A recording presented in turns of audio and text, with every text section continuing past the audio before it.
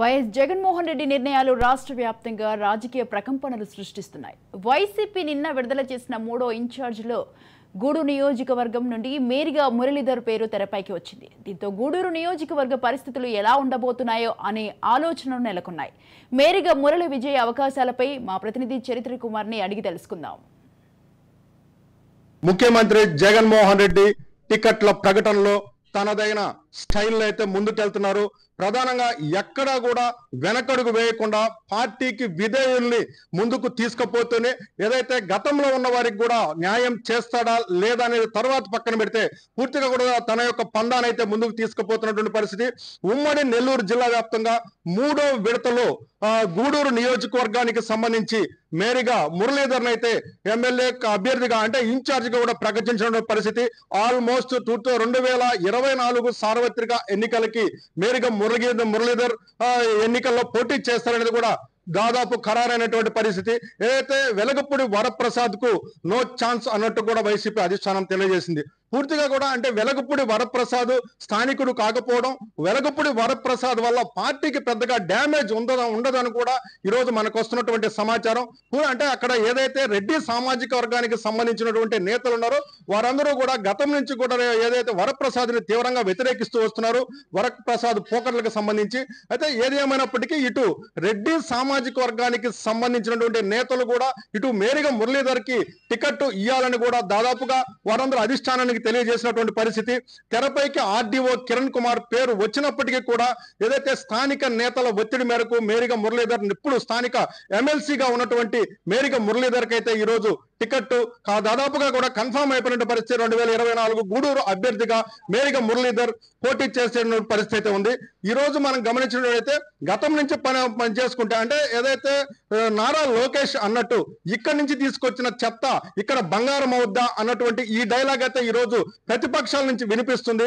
అంటే ఎక్కడైతే అసంతృప్తులుగా ఉన్నటువంటి నేతలను ఇక్కడికి మార్చి షఫలింగ్స్ చేసి అంటే ప్రభుత్వ ఉద్యోగాలకైతే ట్రాన్స్ఫర్స్ ఉంటాయి, అలాగే పదోన్నతులు ఉంటాయి, కానీ ఏకంగా కూడా ఇక్కడ రాజకీయాల్లో సస్పెండ్స్ ఉంటాయి. కానీ ఇప్పుడు ఏదైతే వైఎస్ఆర్ కాంగ్రెస్ పార్టీ నూతన వైఖరి ఏదైతే ఉందో ఏదైతే నేతల్ని ప్రమోషన్లు ఇవ్వడము అలాగే వారిని సస్పెండ్ చేయడం అంటే వారి ఏదైతే ఎమ్మెల్యే బాధ్యతల నుంచి పూర్తిగా ఎంపీల నుంచి పూర్తిగా కూడా మార్చడము ఇలాంటి షఫలింగ్స్ ఎప్పుడు ఈ రోజు రాజకీయ చరిత్రలో ఎన్నడూ లేని విధంగా కూడా ఈ షఫలింగ్స్ జరుగుతున్నాయి. అలాగే ఏదైతే గతంలో రాపూర్కి సంబంధించినటువంటి స్థానికుడు వెంకటగిరి నియోజకవర్గం రాపూర్కి సంబంధించి అంటే గతంలో అది రాపూర్ నియోజకవర్గంగానే ఉండేది.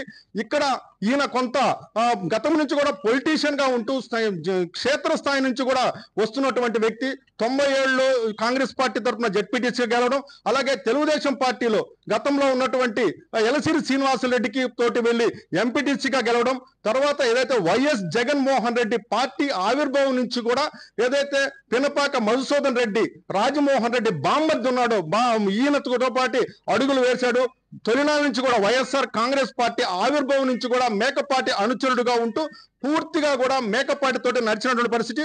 ఇటు మేకపాటితో నడుస్తూ కూడా ఇటు నేదురుబల్లి కుటుంబాన్ని కానీ ఇటు ప్రసన్నగా నల్లబరెడ్డి రెడ్లకు కానీ అందరికి కూడా అనుకూలంగా ఉంటూ వచ్చినటువంటి మురళీధరు ఈ రోజు అనూహ్యంగా నెల్లూరు జిల్లా అధ్యక్షుడు కావడం, నెల్లూరు జిల్లా అధ్యక్షుడి నుంచి కూడా ఎక్కడా కూడా పార్టీ లాయల్టీని తగ్గించకుండా 2014లోనే ఎమ్మెల్యే టికెట్ గూడూరు ఆశించినటువంటి ఈయన ఆ రోజున్నటువంటి పరిస్థితుల్లో పాశం సునీల్కి వెళ్ళినప్పటికీ కూడా ఆయన ఎక్కడా కూడా అధైర్యపడకుండా పార్టీ వెంటే ఉన్నటువంటి పరిస్థితి.